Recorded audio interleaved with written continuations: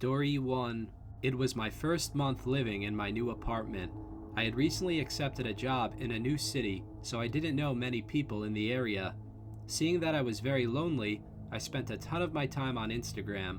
One thing I really enjoy is Instagram's check-in feature.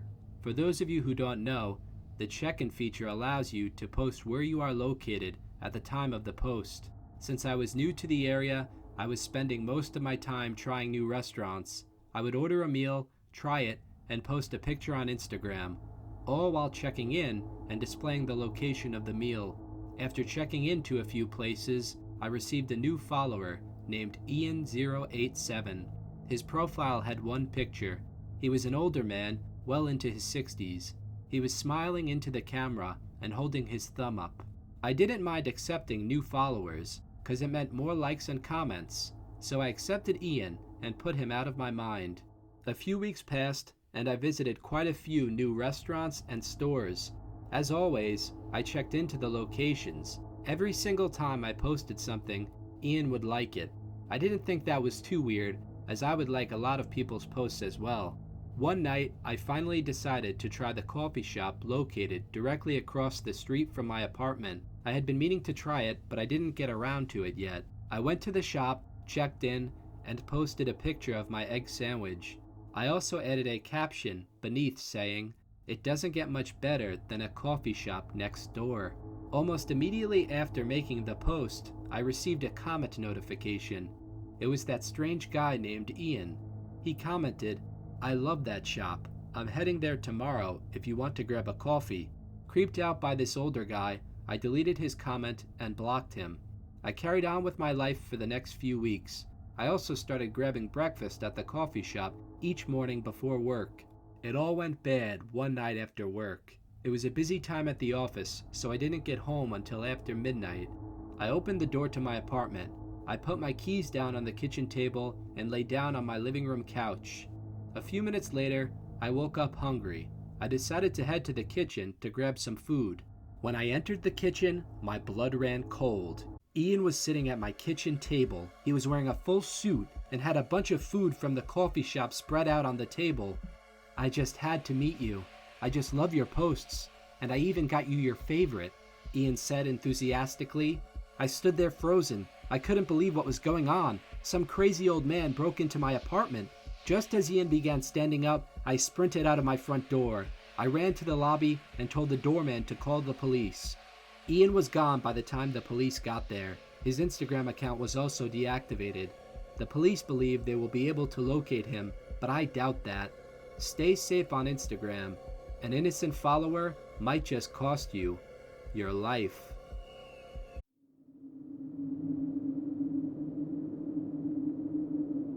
Story 2. It was the winter break during my third year of college. I live in a rural area.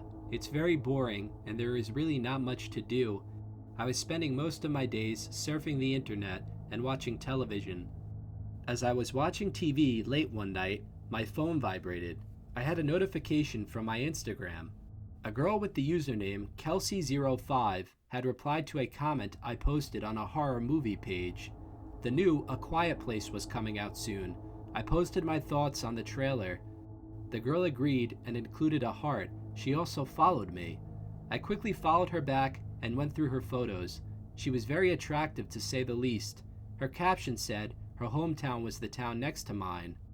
Seeing that I had nothing better to do, I sent her a DM introducing myself and saying that I go to this ice cream place in her town all the time. Not thinking anything of it, I went back to watching TV and went to bed. A few nights later, Kelsey replied. She said that she loved that ice cream place and included a ton of emojis. We spoke on and off for a few weeks. She would usually take a few hours to reply, but her responses made it seem like she was into me. Just as I was about to invite her to meet up, she beat me to it. She invited me to go to the ice cream place that we both enjoyed that next night. She said that she had work that day, so we had to meet up at around 10 p.m. I agreed and was pumped to meet her. The next night, I drove down to the ice cream place to meet up with Kelsey. I was one of only 2 cars in the parking lot, as it was almost time for the ice cream place to close. After waiting a few minutes and starting to think that I was catfished, I saw a girl that appeared to be Kelsey walk towards the front door of the ice cream place. She kept looking around the parking lot nervously. I chalked it up to first date nerves and confidently approached her. We each ordered ice cream and decided to take a walk down the road near the ice cream place. Kelsey seemed pretty friendly, but there was something just not right about her. I mean, I can understand that she had first date nerves, but she seemed simply paranoid. She kept looking behind us every few minutes or so. After finishing up the ice cream and getting ready to try to hold her hand, a beat-up pickup truck slowly appeared down the road. It suddenly started picking up speed and coming right towards us. Just as I was about to push Kelsey onto the side of the road for safety, she grabbed me and forced me to the ground. 4 large men got out of the pickup truck and began bashing my head in. They took my phone, my wallet, and even my shoes. Kelsey laughed at me and got into the van with all the men. They then drove away. I lost a few $100s worth of stuff and got a few bad bruises, but I could have easily been seriously hurt or worse. Be careful on Instagram. You never know who you are really talking to, or what they really want.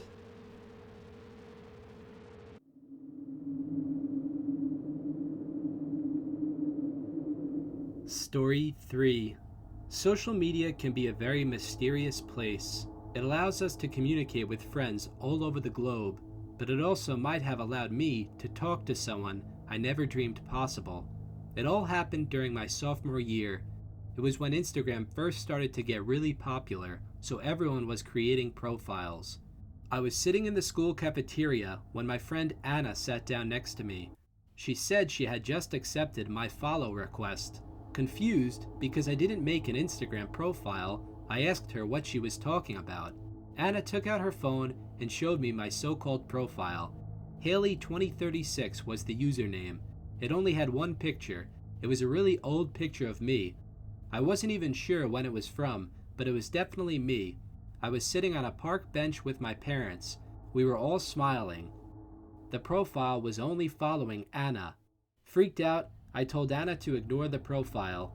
The idea that someone had created a profile for me slowly began to eat away at me. Why would someone impersonate me? Why would they want to steal my identity? I was truly perplexed. That night, my curiosity got the best of me. I created an Instagram profile myself to see what this person was saying. I followed the profile. I saw that there weren't any new pictures or anything. It was simply that old picture of me and my parents. Suddenly, a direct message displayed in my inbox. Startled but excited, I opened it. What it said changed how I looked at the world forever. Dear Haley, they told me not to do this, and they're going to try to stop me. I don't have much time for questions, so just listen. You're going to help a lot of people one day. No matter what you do not take Flight 1276 next week. Just trust me, do not do it. Shocked and at a loss for words, I typed in, "Who are you?" Almost instantly, I received another message. Whoever this was replied, "I'm someone very close to you. I know about you as much as you know about yourself. Probably even more given the past few decades. I cannot talk. They are coming. Just do not take the flight." Just as I began typing my response, the profile was deactivated. Shaking and in a state of shock, I wondered how this person knew I had planned to take a trip with my friends. How did she even know the exact flight number? For some reason, I had a great sense of trust in this person. I know it sounds crazy, but I would have trusted her with my life. It felt as if I was talking to myself. After much deliberation, I canceled the flight and convinced my friends to reschedule our trip. I even called the airline to tell them about the mysterious messages. Unfortunately, the flight took off, and it exploded just before landing. All 124 people perished on board. This was more than 10 years ago. Every night before I go to bed, I check my now active Instagram profile and wait for another message. Who was she?